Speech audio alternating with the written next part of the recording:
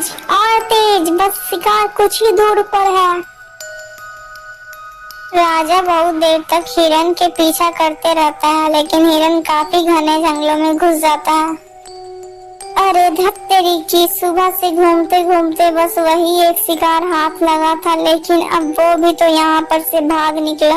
अब मैं क्या करूँ? अब मैं और कौन शिकार से ढूंढूं? चलो अब मैं वापस लौट चलता हूँ। इतना सोचकर राजा फिर वापस से अपने महल की ओर लौट चलता है।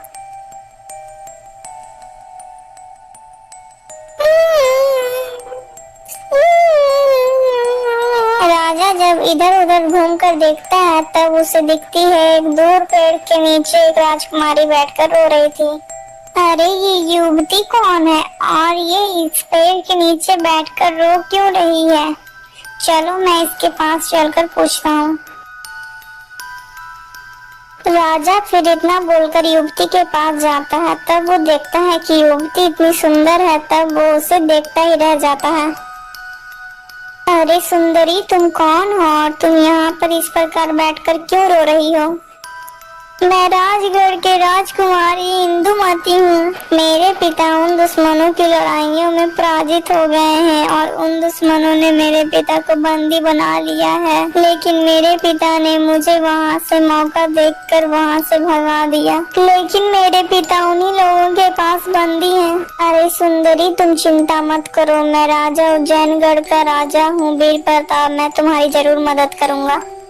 अरे महाराज, अब मैं रोऊं तो क्या करूं? मेरा तो अब कुछ भी नहीं रहा, मेरा तो घर भी मुझसे छीन गया है। अब मैं कहाँ जाऊं? मैं किससे मदद मांगूं?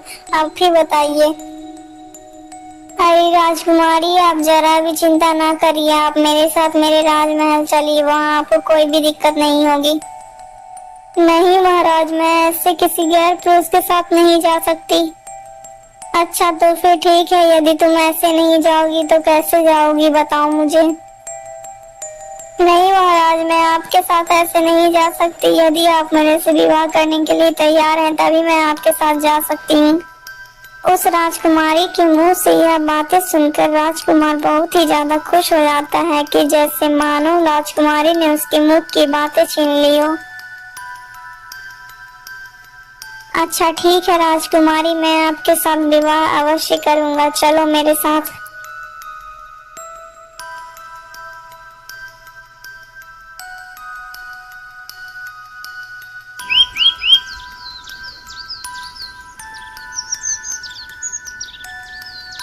अगले ही दिन उस राजा का विवाह उस राजकुमारी के साथ हो जाता है।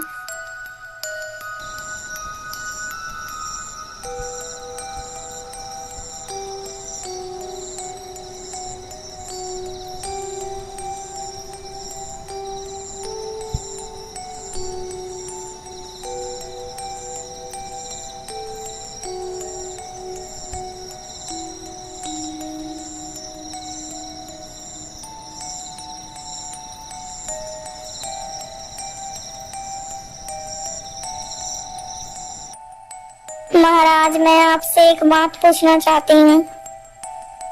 हाँ हाँ महारानी, पूछिए, आप क्या पूछना चाहती हैं? महाराज, आप मेरे से कभी भी दूर मत होना, क्योंकि आप जानते हैं ना कि आपके सिवा मेरा इस दुनिया में कोई भी नहीं है। अरे महारानी जी, आप ये कैसी बातें कर रही हैं? मैंने आपसे विवाह किया है और मैंने आपसे वादा किया है, भला मैं आपको क्यों छोड़ूंगा?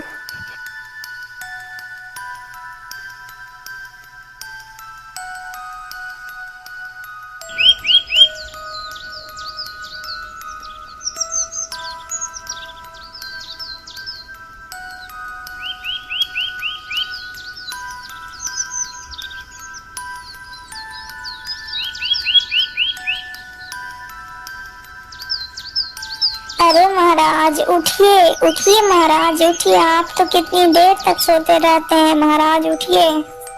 अरे रे रे महारानी जी, आज तो मैं कितनी देर तक सोता रह गया। महाराज, क्या आप रोज ही इतनी देर तक सोते हैं? अरे नहीं महारानी जी, मैं रोज इतनी देर तक नहीं सोता हूँ, मुझे लगता है मेरी तबीयत कुछ ठीक नहीं है, इसीलिए मेरी नींद नहीं खुली और मैं इतनी देर तक सोता रह गया और मैं राजसभा में भी नहीं पहुंच पाया। कोई बात नहीं महाराज, अब आप चले जाइए। अरे हाँ हाँ महारानी जी, मैं जाता हूँ। इतना बोलकर राजा राज दरबार में चला जाता है।